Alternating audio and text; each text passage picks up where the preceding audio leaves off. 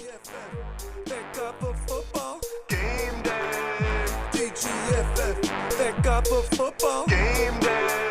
DGFF, pick up a football. Game day. DGFF, pick up a football. Game day. You have tuned in to another episode of Thank God for Football, powered by Greenfield Sports Media. Hello, everybody. My name is Chris Miller from the Coach's Box Call Like We See It podcast, and it is our pleasure to do the SEC conference preview for Thank God for Football Game Day. We're just going to go ahead and jump right in it. We look at the SEC, and they just are they've loaded up the preseason top 25. Texas opens up ranked number 1 in the country, and they're not a traditional SEC team. But after last year's showing, and Stark's got a pretty good team coming back, and of course, Texas being led by Arch Manning, there's a lot of hype surrounding what Arch can actually do. So we're all really interested to see what Texas actually does. But he is surrounded by talent. It is time for Sark's teams to kind of do some damage and have a chance to play for and win a national championship. Texas is number 1, Ohio State, Penn State, Georgia, and Notre Dame are round out the top 5, but the SEC dominates the field of ranked teams in the top 25. As we just said, Georgia at 4, Alabama 8, LSU 9, South Carolina 13, Ole Miss 15, Florida 17, Tennessee 18, and Texas A&M is ranked 21st in the preseason poll. And according to the ESPN Power Rankings, it is Texas, Georgia, and Alabama 1, 2, and 3 in the SEC. There's going to be some hype going in. Obviously, for Texas, as I mentioned, the betting odds sit at plus 270, Georgia plus 400, Alabama plus 500. A lot of people are really intrigued by LSU, and we'll get to that just in a second.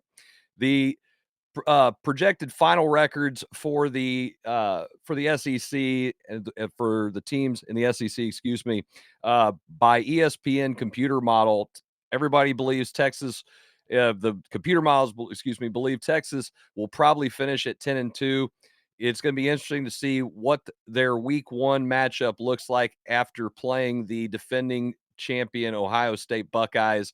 And again, they're favored to win the SEC by 34.1%. Georgia projected to finish 10-2, Alabama 9-3, Tennessee 9-3, LSU 8-4, A&M 8-4, Ole Miss 8-4, and Mizzou, Oklahoma, South Carolina, Auburn are projected to finish 7-5. Florida, Arkansas 6-6, Kentucky 6-6, and Vanderbilt 5-7. Mississippi State projected to finish 4-8. It's going to be very interesting to see. There's a lot of teams in the SEC that have some unproven people that have to actually do something. Again, we mentioned Arch Manning. This whole season to start with is going to be what Arch does, and it's not like he gets some kind of powder puff team he gets to jump in and get his feet wet with. He has to go in and play the defending national champions in week 1. It is the marquee matchup to start the season. We don't usually see that in week 1 or week 2, maybe, but the SEC is trying to dethrone the Big Ten. And for years, the SEC has been the cream of the crop, per se. And now with the expanded college football playoff field, that's kind of changed a little bit. As we mentioned, Arch Manning's going to be a big storyline. Texas, again, is loaded with Anthony Hill, Colin Simmons, Malik Muhammad, just to name a few. These guys are all on the radar for all the individual postseason awards, because that's how much talent that they actually have. We're also kind of want to pay attention to a couple of other players in the conference. Lenore Sellers from South Carolina. He's a preseason all SEC selection at quarterback.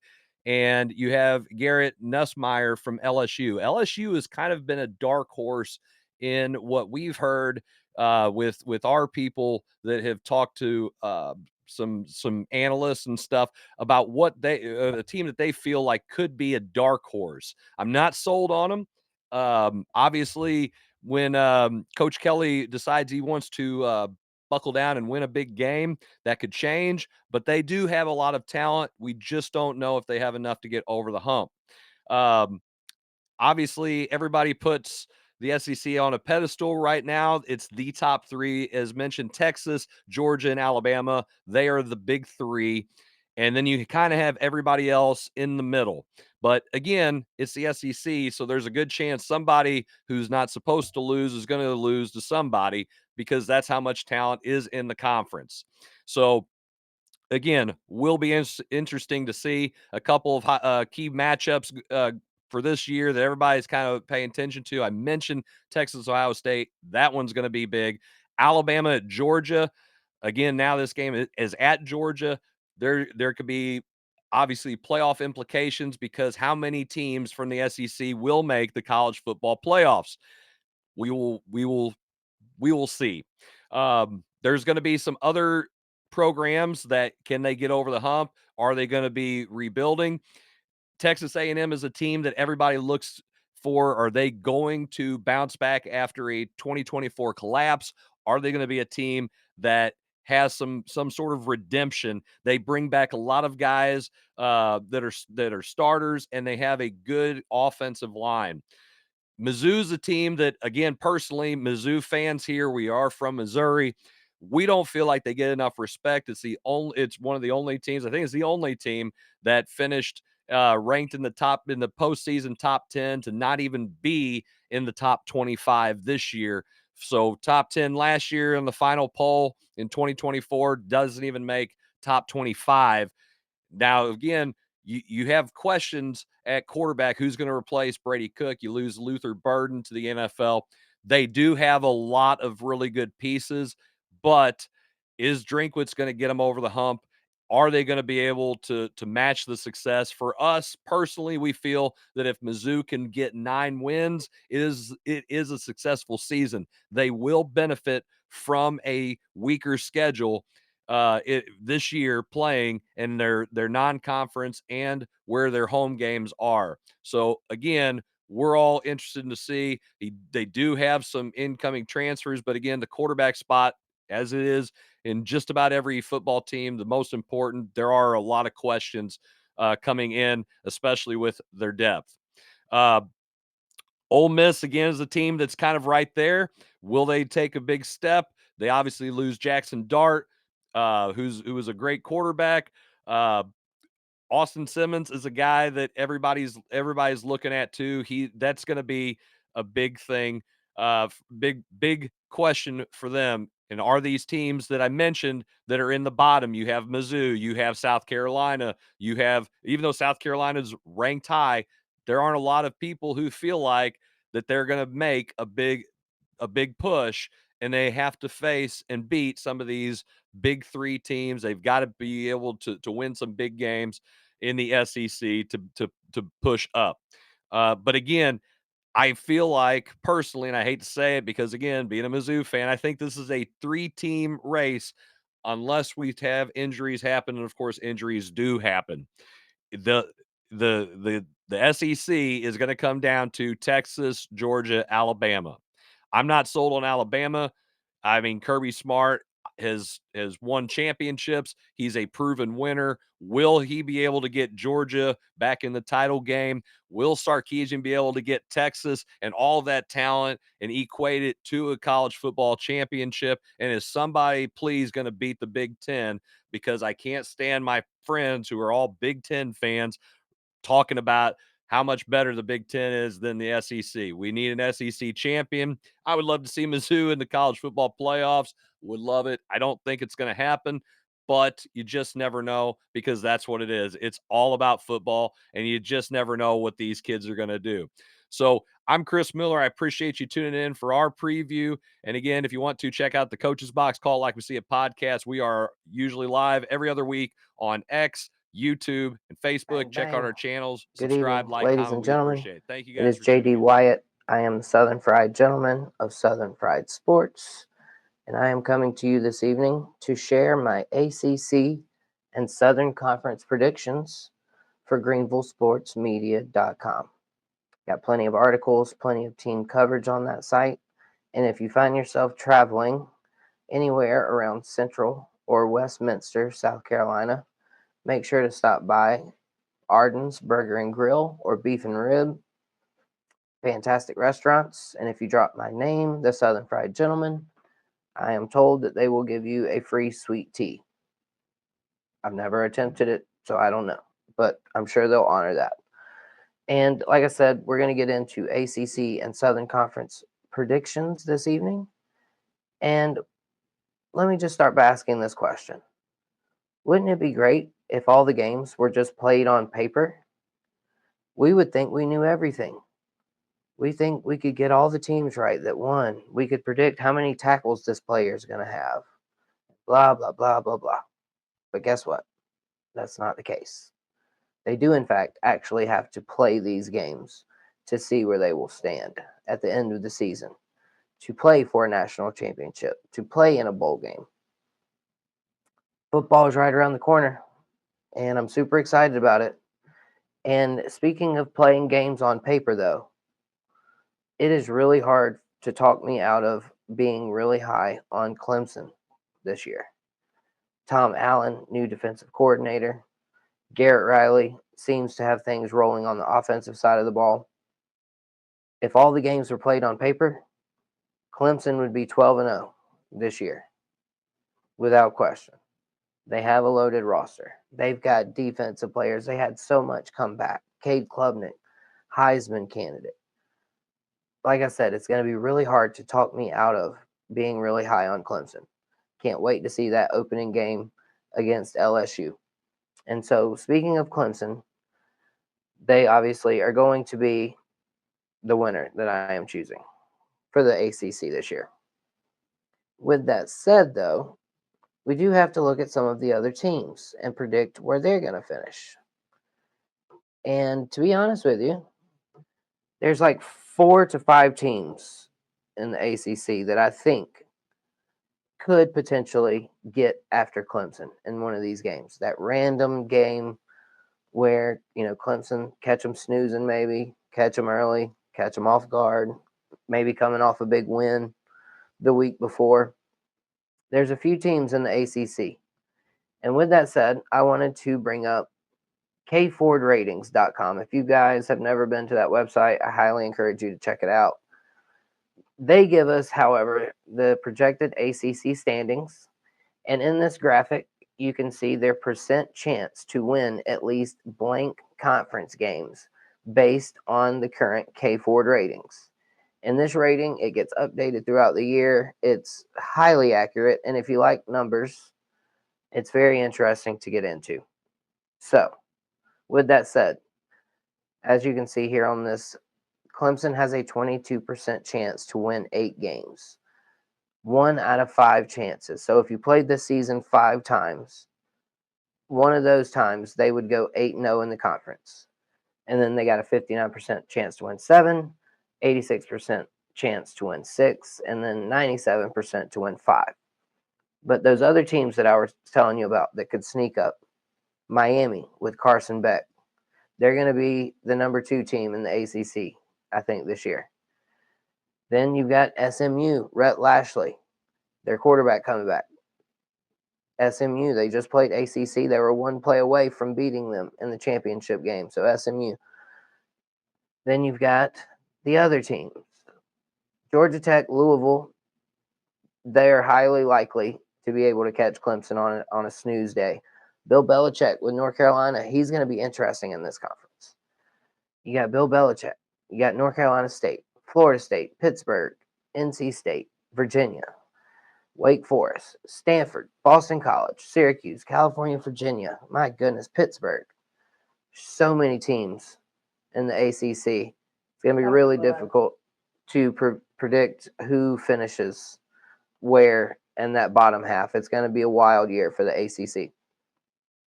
So let's move on, though, to the Southern Conference. And this is very interesting as well. If you don't watch Southern Conference football, there is a lot of good football that is played. You've got the Citadel down there in Charleston. They're like an option team. They're usually very disciplined. They just upset the USC Gamecocks back in 2015. They've beaten Georgia Tech. So Citadel, really good team. They got a new head coach, Maurice Drayton. I think they're looking to turn the page, the Citadel, could be a pretty good team for the Southern Conference this year. And then the other teams, you've got VMI, UNC Greensboro, East Tennessee State, Wofford, Furman, Western Carolina, Chattanooga, Mercer, and Samford. And Mercer won the conference last year. They're looking to repeat it again this year. They were selected by the media at their media days to finish first overall with 6 votes. Then you have Chattanooga. They came in second, 50 votes. Western Carolina came in third with 49 points, or votes, excuse me. ETSU, they had 43 votes. Samford, 40 votes. And then you got Furman, Wofford, Citadel, and the VMI rounding out how the media projects the Southern Conference to finish this year. I am going to say right now that I completely disagree with that. East Tennessee State, to me, with former Michigan quarterback Cade McNamara. I've spoken to Charlie Browder, a tight end for their team. He used to play with Josh Heupel in Tennessee, played with Josh Heupel at UCF as well, and now he's at East Tennessee State. They had a loaded transfer class come in. I'm telling you, watch out for the East Tennessee State Buccaneers this year. Give me East Tennessee State to win the Southern Conference. Give me then Furman and Mercer second and third. Actually, give me Mercer second. Give me Furman third. Then let's go Chattanooga. And we've got UNC Greensboro. I don't even think they play football there, but it's listed on this map anyways. Western Carolina, hey, they're going to be really good. They are loaded.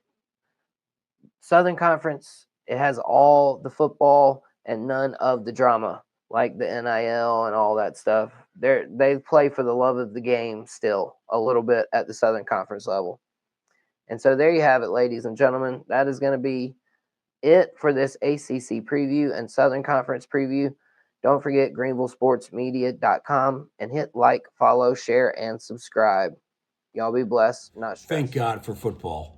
And it's Cuthbert from Sidelines Army here to give you the 2025 prediction for the American Conference. Now, unfortunately, the Fishhawk studios here are a bit of a hot mess.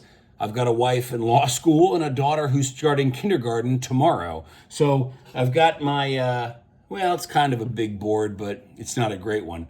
But let's jump right into it. Now, we're going to start at the bottom and work our way up. Unfortunately, my prediction for coming in 14th is going to be the Temple Owls. I think they're going to start the season hot, going 2-0 before losing the next 10 games and going winless in the conference. They did jettison their head coach last year, but I think they're not even a year away from being a year away. This is a full program rebuild. Temple is in a bad way. At number 13, I've got Rice. I think they're probably going to win about, give or take, 3 games this year. Let's say 1 in conference. They also jettisoned their head coach, Mike Bloomgren. In replacement, they've got Scott Abel from Davidson, who did well, but is really inheriting a bit of a hot mess and a complete lack of fan base support, not unlike Temple. And he is going to need a couple of years to really get his feet under him. At 12, I've got the University of Alabama, Birmingham. I think they're probably going to win, give or take, 3 games this year and only 1 in conference. I also think this will be the last year that we see Trent Dilfer coaching in the American Conference. The fan base turned on him long ago. Maybe this year the athletic director will follow suit. At 11, I've got Tulsa. Now, I predict them having a lot of close losses this year. I kind of envision them being the top half of the bottom half, if you will. I think Trey Lamb is a fantastic hire as a head coach. I think he has a good understanding of the team, the fan base, the alumni. This is the smallest FBS school that fields a Division I program. It's a private school that, quite frankly, has a lot of money behind it in terms of donors and their role in the oil industry. So he seems to have a very good grasp of that, and I do think that this is a program that's on the rise, but it's just going to take some time. At number 10, I've got the University of North Texas. Unfortunately, I think this is a program that's on the decline. I think they really hit gold last year between Chandler Morris and D.T. Sheffield. Unfortunately, they didn't have a defense that could back it up. Well, They lost both of them to the transfer portal, and while they do have a new defensive coordinator, I just don't think it's going to be enough. I think they're probably going to be doing a little bit worse than they did last year, probably treading water, but in general, I don't see a bright future ahead of North Texas, at least not in the next 2 to 3 years. At number 9, I've got Charlotte. Now, this is a program that I do think is going to be on the rise. I'm sorry they let go of Biff Poggi, my spirit animal.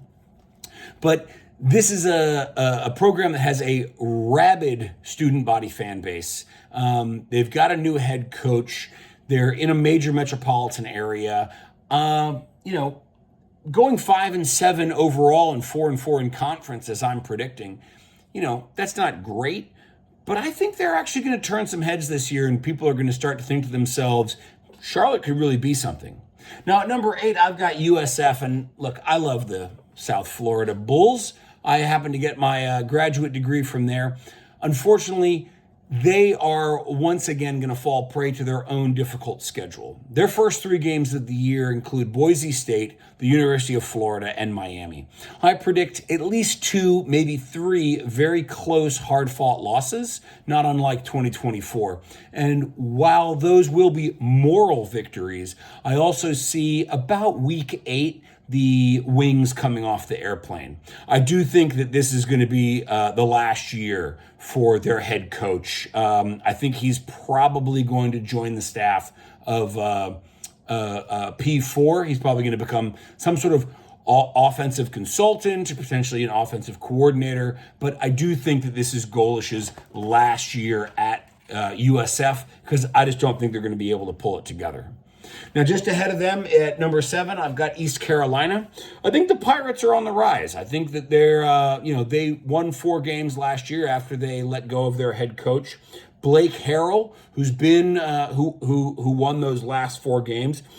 He's done really well. Expectations are pretty high for them this year. I don't think they're quite going to live up to expectations, but generally speaking, I think 25 will be better than 24, and I actually think that 26 will be better than 25. Now, at number 6, I've got Memphis. Now, there's a lot of prognosticators who are putting Memphis potentially winning the American. Unfortunately, I'm just not seeing it.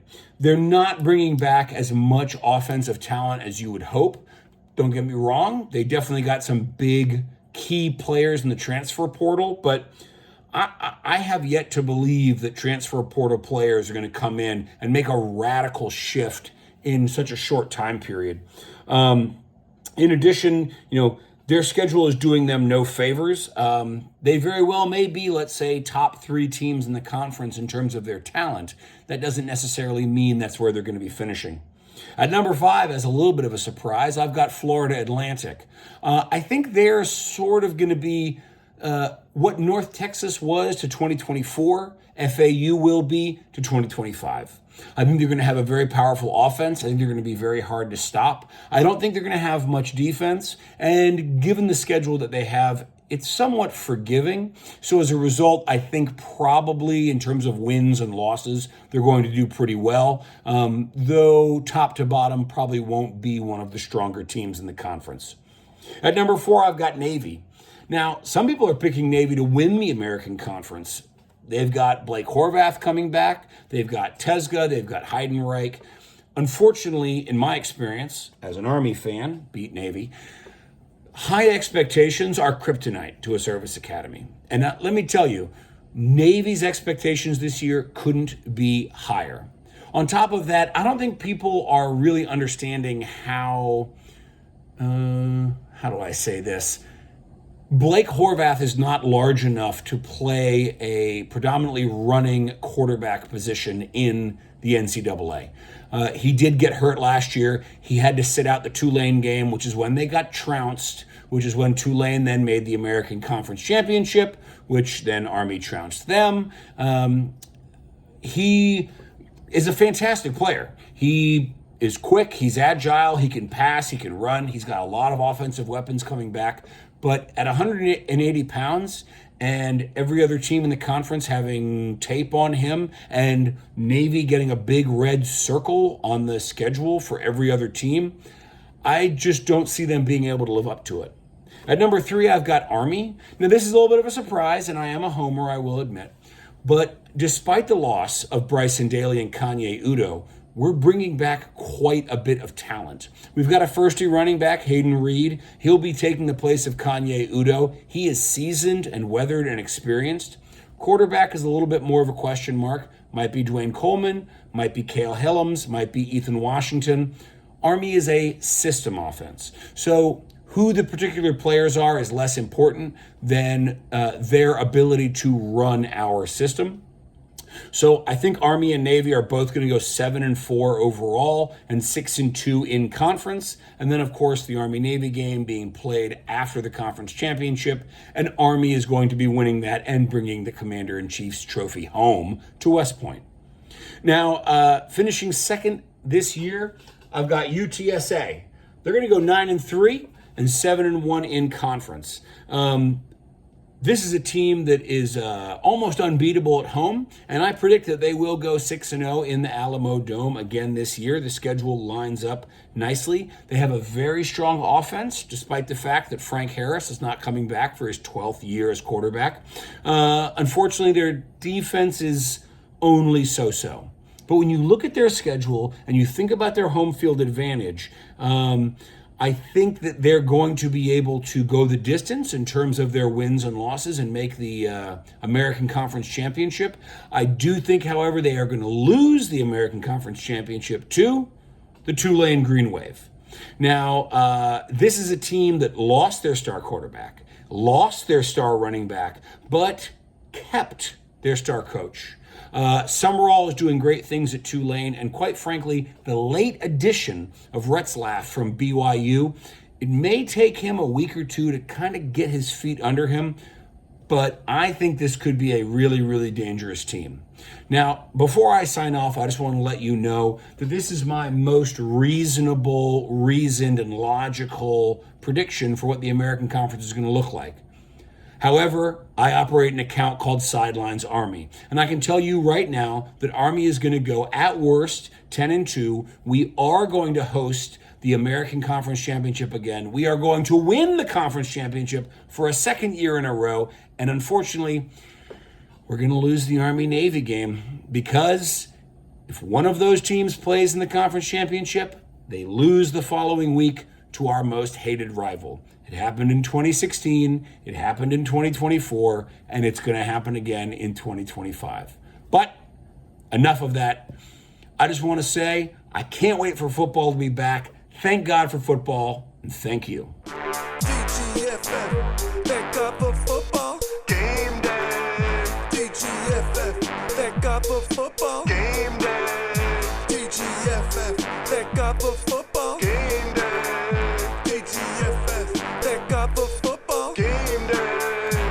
Tuned in to another episode of Thank God for Football, brought to you by the Fanboys, powered by Greenville Sports Media.